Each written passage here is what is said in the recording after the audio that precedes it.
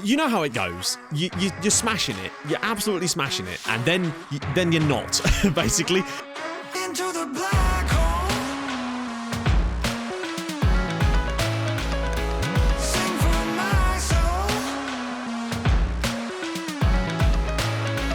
Hi guys, and welcome back to another episode of Sunshine on Leyth. If you're still enjoying the save, of course, drop a like on the video. That would be spectacular. I thought we'd start here because we've just had our youth intake preview. This is a terrific group of players coming through and has the potential to be a real golden generation for the club. Now, in the past, that's lied to us, and last year we didn't get that, but we did get Keith Abbott. So, I'm excited. I think we've really put a lot of the infrastructure in place to have a good youth intake. I've done a lot of work with the head of youth development, getting Steve Weaver in. It's borne fruit already. And apparently we've got one good English striker from Ashby de la Zouch. Which part of England is Ashby de la Zouch? That sounds like a mix of like the northeast and like the Costa del Sol. I'm interested in that. Two forwards are fine prospects as well. One of our wingers to be a handy prospect too. I think there could be some real talent here. And in addition to that, remember we had the Chukwuemeka agreement, and I've just signed another one of those deals with Defensor Sporting in Uruguay. So we're building up more of those deals so we could potentially get some interesting youngsters coming through.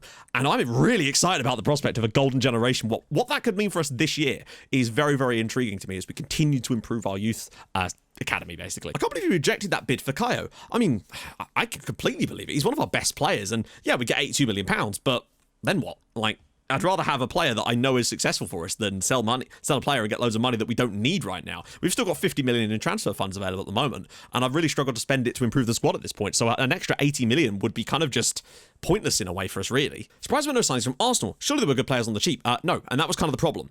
I did talk about this briefly on stream. The problem with Arsenal was that the players' reps were still so high that they wouldn't come to us because we were, you know, a lower league side as far as the game was concerned.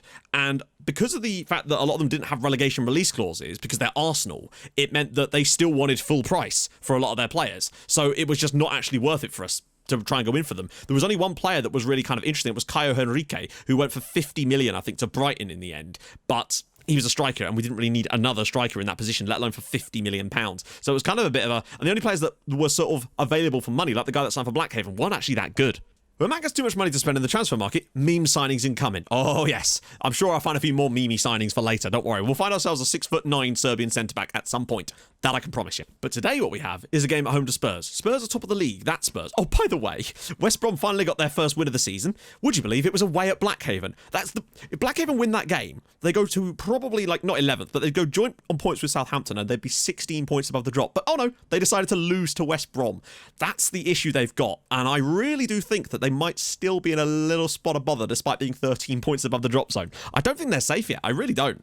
So, massive changes needed. But thankfully, at the very least, we've rested a lot of players for that last league game, the Europa Conference League match, which means we've got a very strong lineup out there, really. Lots of players that are fully fresh. Dale Connor's the only real exception of full freshness, and Kaio did play. But everybody else is fresh and raring to go. Lonchar's had a little rest, and he's got 6 in his last 5 league matches. So the guy's on form. He's probably our most in-form striker right now at the club. Even more so than Win Billington, because obviously Win Billington hasn't really played, and he only has 1 in his last 2 games. So the bench will be Morton, Thompson, Nelson, Billington, Abbott. I'm starting to prefer Abbott to Vukariba just because I feel like the long-term potential of Abbott could be where we want it. Kimberley and Chan. You know, we've never beaten Spurs in this side. In fact, we've lost every single match to them, and they're a bloody good side. They were league champions last year. They're currently top of the league again. This is going to be no easy feat. I think I might have found our long-term replacement for Russell Griggs. Now, what I would do is Russell Griggs wouldn't leave. I'd sort of demote him to our backup goalkeeper because I really do like Russell, and I think he's a worthwhile player to have around the club. But there's a guy at Sheffield United called Jerry Ellison. He's the Scottish national team keeper, and because they're in the Championship, he has a £50 million release clause for relegation, but he has... It would seem, from what I can read in the news articles, and I've declared him a top transfer target, that we'd probably be able to get him for around about 40, given that they're in the second division and he's pushing for a move. So we might be able to sort of manipulate that to our advantage as Lonchar smashes one wide. And I think Jerry Ellison could be the guy. The only real downside is that we'd probably have to make the transfer move in January in order to... Oh, Mittal has done it again. And we lead Spurs now. We are actually pushing ourselves into an unexpected title battle if we carry on at this rate. Madeline Matala has been absolutely outrageous from set pieces this year. This is what he wasn't able to do last season for us. 7th of the year already. What a player. Feels like we're kind of making up for how sort of ineffective we were from attacking set pieces last season, and it's almost like been double as good this season for us. It really has been like night and day, and I don't really know what's changed. because it's the same players and Kaio is still the same man taking them. So I guess it's just confidence in a lot of areas too, because I've not changed the setup in any way either. Flammarion. And we'd certainly not be that far away from Liverpool either. We'd have to... Oh, Lonchar's through, and it's a great save from Martin on his left foot as well. Well played, Milan. Remember, 6 consecutive Premier League clean sheets that's about to end, is it? No, Griggs keeps it. And how could I possibly talk about replacing Russell Griggs right now when he has literally kept 6 consecutive Premier League clean sheets, including in games against Manchester United and so far Spurs? So I think that's worth taking into account. He seems to be enduring somewhat of a renaissance. Ironically, the moment I started scouting Jerry Ellison and sending my scouts out to watch him personally, I don't know if he's maybe threatened by that and he's turning in some sensational performances, but for whatever reason, he's doing a great job lately. Balde, got a bit unlucky there, maybe. Camavinga, watch out, get out to him. Great save again from Griggsy. Lashka, nice round the side for Balde. Where's the runner? There's the runner! And a great stop from the Spurs keeper as Billington very nearly scored his first goal in the Premier League this season.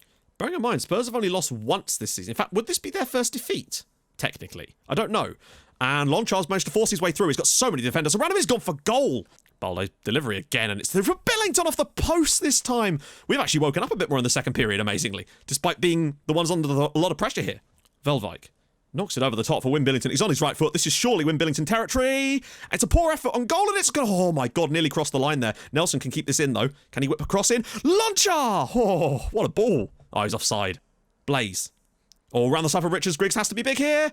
And apparently he doesn't because Metala's decided to do it for him. Metala has had like telescopic legs in this game to reach some of the blocks that he's put in. But so has Veldwijk, actually. They've both been excellent. 5 seconds to go here. And as long as we can get away with one last move. Abbott, great block. And it's Whitport 1, Spurs 0. That's Spurs' first defeat of the season. And it's inflicted by us on a truly wonderful performance. Metala scores the goal, but also man of the match was based on his defensive display. He was imperious. He's just got so much better. Both him and Veldwijk were heroes for us today. A sneaky little 1-0 win. The defensive record of 7 consecutive clean sheets now in the league stays intact. And we're right in a title race now. Some games off camera, and we'll be back in a minute. Yeah, it seems I was correct in my assumption that we get a bye straight into the second knockout round, which will be drawn in February. So we've got a while yet, so that's going to give us a bit less fixture congestion. So good news. Right then, we're back, and you know how it goes. You're smashing it. You're absolutely smashing it, and then you're not, basically. And unfortunately, that's what happened here.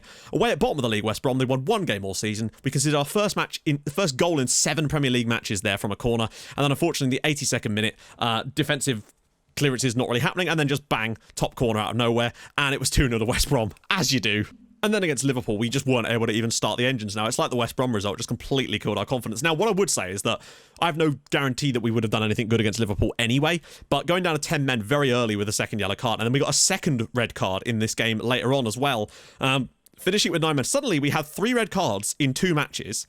Couldn't score to save our lives, despite creating chances, reasonably so. I think that was 90... We actually go, like, nearly 30 shots on target without scoring a goal. And again, another one of those horrendous, annoying free kicks to make it 3-0 to Liverpool. They then grabbed a penalty late on as well to make it 4. Not a good day for us. And then we had a 0-0 at home to Chelsea. Slightly better from us, but still, that just more games. That's suddenly 3 games without even scoring a goal, just out of absolutely nowhere. And then we faced Lincoln in the FA Cup as well. Ball over the top. Lade is able to get in behind here for Lincoln of League One and slot them home, frankly. Seba was unable to do anything about it. Thankfully, though, we did finally score a goal with, I believe it was our 29th shot on target that it took to score a goal, and I believe it was 17 chances it took.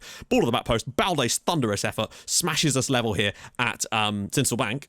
Sorry, no, the Keith Alexander Arena, I should say. But then finally, it was like a switch had been flipped in the final game off camera, the replay against Leicester, against Lincoln, as eventually Lonchar gave us the lead on 14 minutes. And for once, we really did kick on. Penalty for then Lonchar on 24 minutes to make it 2-0. I thought, finally, we're going to win.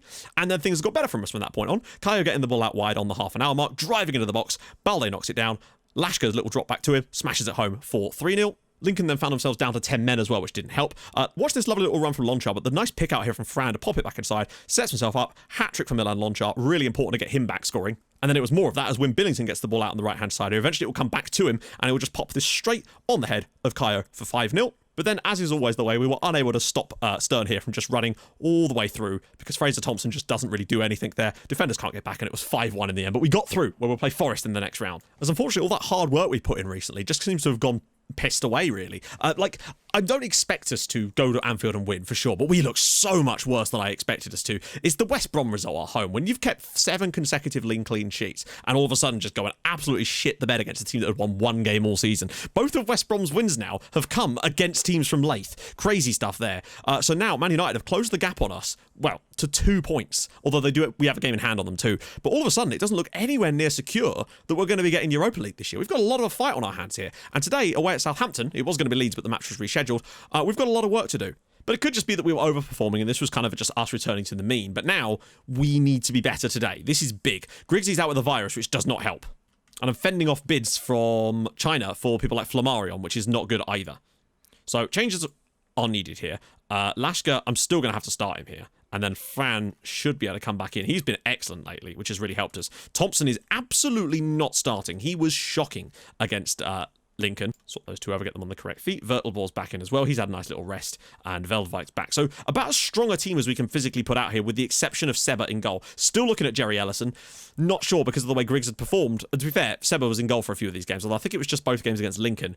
Griggsy wasn't really at fault for the goals either. It was just bad. So the bench will be Nelson, Costa, Kimberley, Billington, Morton, Zulu, and Keith Abbott.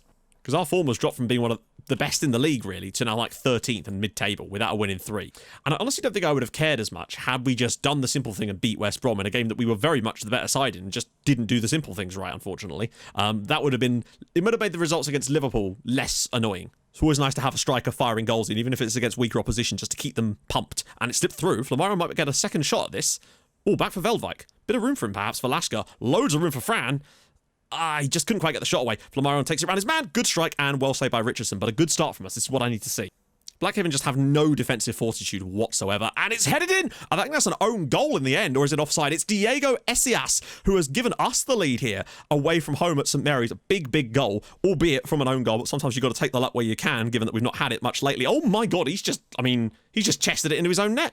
I feel like Blackhaven's survival this year is going to be purely predicated on the fact that everybody in that bottom 3 are horrendous. And unless they make some serious changes and start performing well, I think Blackhaven are in... Yeah, are okay. Oh, Baldo, it's 3-on-1. He's got to make the right decision, though. Can he find the right ball? Oh, no, he's gone for goal. Whipped it through. Kayo. Landed clears, but that should be mopped up nicely by Mitala. We don't want him to start slipping back into the mistakes. Flammarion with the flick on for Kayo. Can he get it back round? He finds Baldo! Oh my God, that's over the ball. This is just ridiculous now. Like, we might be winning here, but we are not playing well at all. It just... I don't know. It's the same exact team and lineup. And just the simple little things like that are just not... And yeah, nobody's just doing their job anymore.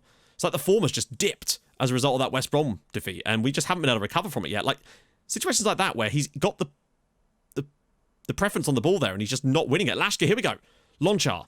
Can he... Oh, that's lovely from Milan Lonchar. And he's on his correct foot here. He's got to do something good here. Milan Lonchar, good save by the goalkeeper. Again, but that's at least better from us. This feels like the type of game that Simon Nelson could be very useful for us. He's very good in games where we are holding on to a narrow lead and we want to keep that lead. Blackhaven have got to go back, though. And now Southampton have equalised against us. Terrific. Like, I know we beat Lincoln 5-1, but that's Lincoln. They're in League One. And unfortunately, since that West Brom result, we have just not looked like the same team. We got the 0-0 against Chelsea, but that was just because neither team could really do much. And, I mean, it's a great save from Seba, but then just nobody tracks the run. Right, intercepted by Lonchar. That's really bad from Southampton. Can Lonchar... Oh, he's just going straight round. He's on his right foot as well. Lonchar, and it's a big save from Richardson again. It was weird to be on such a good run and have it capitulate so catastrophically. Lonchar's through again, and it's well saved, and that was offside that time. I wouldn't be surprised if they win this with a screamer in the top corner or something. Angel. Oh, well, there's the... I suppose that counts as a screamer in the top corner, doesn't it? Can't complain. We've been shit. The only goal we scored was an own goal by Southampton, and the nonsense... I say nonsense. Us magically playing horrendously now has just continued into this game. So that's now going to make it... And don't get me wrong, Southampton have been much better than us today, but it's like, I don't understand why we're now shit. Literally since that West Brom game, which we played brilliantly, and we've just not been able to muster anything in any matches. That's 4 matches now without scoring a goal ourselves. We got an own goal given to us in this game. It's incredible how the tiniest little thing and you just shit the bed. Like, we looked a bit poor there, but then we got the draw at Old Trafford, and then bam, bam, bam, bam, bam. And now, yeah. Now we've not won in 4 Premier League matches and not scored a single goal of our own in that same period of games. Yeah, I don't know what to say. Defensively, we're not good enough anymore, and we are not scoring any goals all of a sudden. It's just how it goes.